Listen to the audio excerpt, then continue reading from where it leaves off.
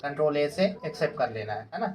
दूसरा हमें परचेस का बनाना है, परचेस के अकाउंट के अंदर ऐड करना है और इसे भी एक्सेप्ट कर लिया। अब आ जाता है नेक्स्ट हमारा एंट्री में। तो एंट्री में यहाँ पे हम कैपिटल मतलब बिजनेस स्टार्ट कर रहे हैं कितना लगा के 20,000 20,000 रुपये लगाकर।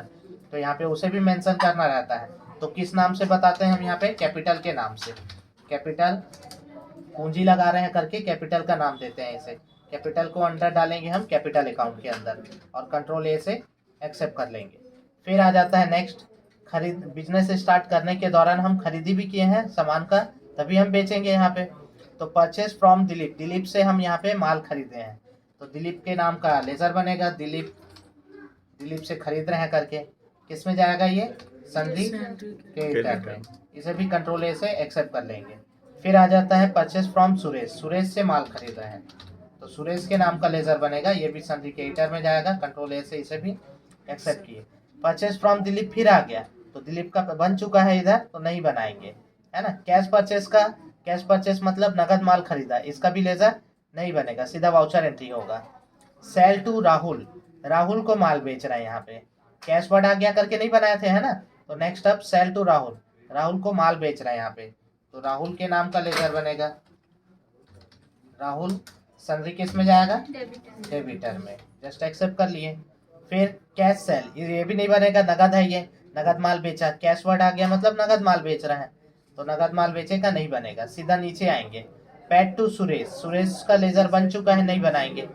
पर्सनल यूज के नाम से बनेगा लेजर तो पर्सनल यूज, पर्सनल यूज किस में जाएगा, पर्सनल यूज कैपिटल अकाउंट में, क्योंकि निजी खर्च के लिए ये पैसा निकाल रहे हैं तो कैपिटल अकाउंट में एक्सेप्ट कर लिया इसे। जस्ट फिर आ जाता है हमारा सैलरी।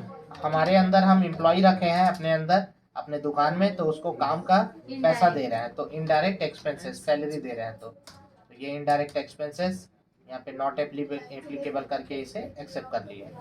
जस्ट आ जाते हैं पेड टू दिलीप, दिलीप को पेड किए हैं, कितना रुपए पेड किए हैं, 8,490 रुपए। तो ये कौन सा पैसा है, ये वाला है 5,000 वाला, 8,500 वाला। तो अभी इसका दिलीप का हम लेजर बनाने का काम कर रहे हैं तो अभी कुछ नहीं करना है दिलीप वाले में। डिस्काउंट रिसिप्ट का लेजर बनेगा, डिस्काउंट रिसिप्ट का नहीं बनाया है तो डिस्काउंट रिसिप्ट किस में जाएगा, ये इनडायरेक्ट इनकम, क्योंकि रिसिप्ट हो रहा है हमें, डिस्काउंट मिले रहा है हमें तो यहाँ पे हम डिस्काउंट रिसिप्ट को इनडायरेक्ट इनकम में ऐड किए।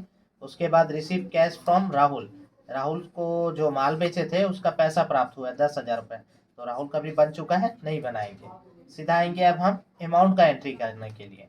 तो अमाउंट का एंट्री करने के लिए क्या करेंगे हम, यहाँ पे गेटवे ऑफ टैली से अकाउंटिंग वाउचर और सबसे फर्स्ट एंट्री है हमारा कैपिटल का जो कि F6 में होता है, जिसमें कैपिटल अकाउंट को CR करते हैं 20,000 से और कैश अकाउंट को DR करते हैं।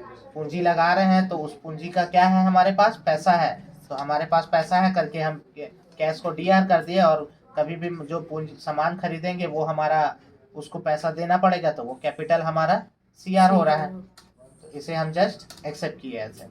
फिर नेक्स्ट परचेज फ्रॉम दिलीप 9,500 तो ये सीधा अब हमारा उधार खरीदी है तो F9 में आएंगे। यहाँ पे आने के बाद कंट्रोल V बटन प्रेस किए, सप्लायर इनवाइस नंबर जो देना है दे देंगे, यहाँ पे इंटर प्रेस करके पर्टिकुलर के नीचे आएंगे। परचेज फ्रॉम दिलीप का मतलब है दिलीप से माल खरीदे हैं तो दिलीप से माल खरीदे हैं तो इसका वाउचर एंट्री होता है purchase account DR, cash account Dilip का अकाउंट CR।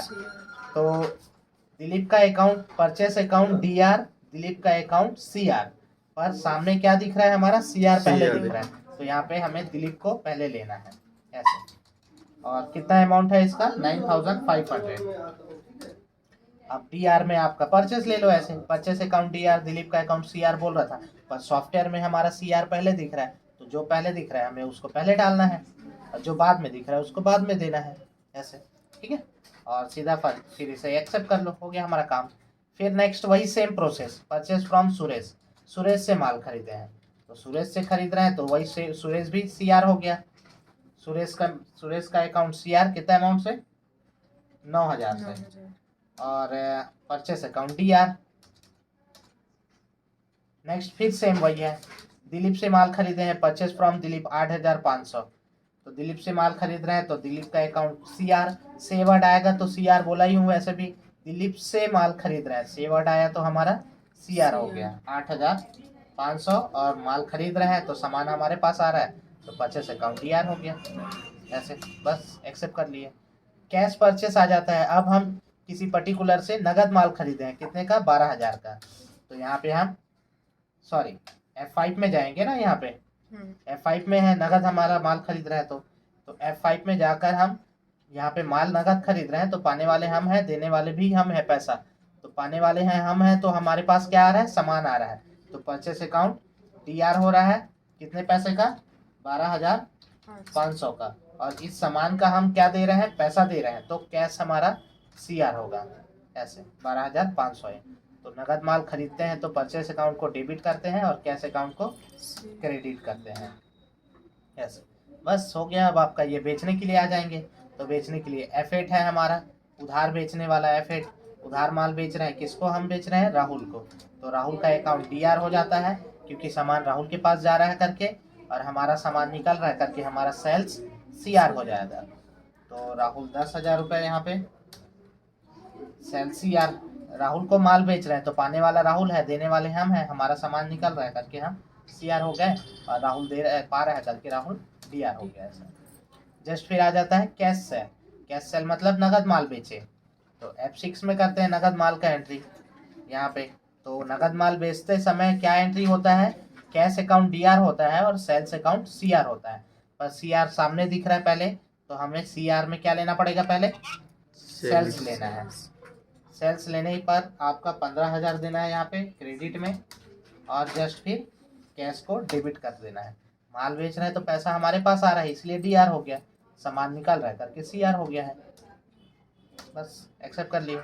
फिर next paid to Suresh. Direct Suresh को यहाँ पे 9,000 पैड कर दिए हैं, डायरेक्ट पैड किए हैं, डिस्काउंट उस्काउंट कुछ नहीं है। तो F5 में आएंगे, सुरेश से जो माल खरीदे थे हम यहाँ पे उसका पैसा पैड कर रहे हैं 9,000 रुपये।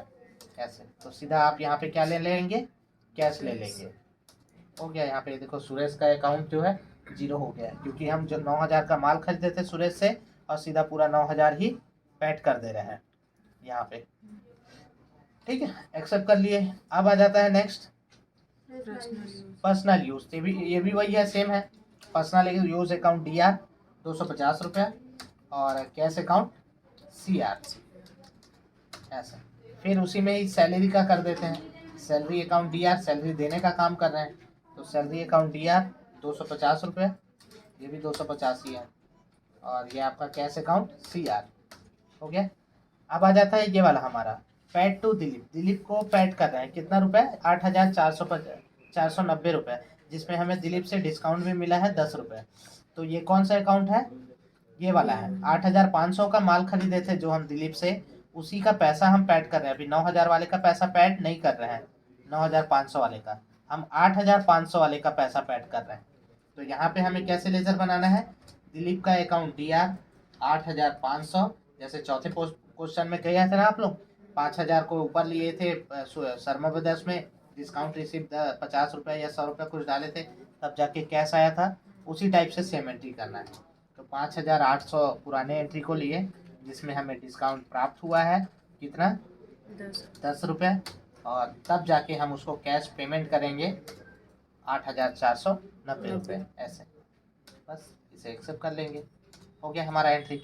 और लास्ट में ये बच जाता है receive cash from Rahul. Rahul को 10,000 का माल बेचे थे, उसका पैसा आया है हमारे पास। तो F6 में करेंगे यहाँ पे, राहुल से पैसा प्राप्त हुआ है, तो राहुल से हो रहा है, से वर्ड आ रहा है, तो राहुल आपका क्रेडिट हो जाएगा यहाँ पे कितना अमाउंट से, 10,000 रुपये के, और कैश हमारा डेबिट हो जा रहा है, राहुल दे रहा है और हमारे पास पैसा आ रहा है करके DR हो गया कैश हमारा। ऐसे हो गया ये कंप्लीट। लास्ट में प्रॉफिट एंड लॉस में आ जाओ, यहाँ पे देख लो। ये टोटल हम 39,500 का परचेस किए हैं यहाँ पे मटेरियल, एक दिन, एक महीना या एक साल के हिसाब से, और यहाँ पे सेल किए हैं हम 25,000 का। तो यहाँ पे उस दौरान हमें यहाँ पे लॉस हुआ है। इनकम हमारा 10 रुपीज़ और एक्सपेंसेस हमारा 250 दिखा रहा है। यहाँ पे हमें नेट लॉस हुआ है 14,000 का, 14,740 रुपये का, जो कि हमारे लिए घाटा है ये। हम इतने का माल खरीदे थे और इतने में ही बेचे हैं, तो इतना हमें लॉस हुआ है करके बता रहे हैं। ठीक है।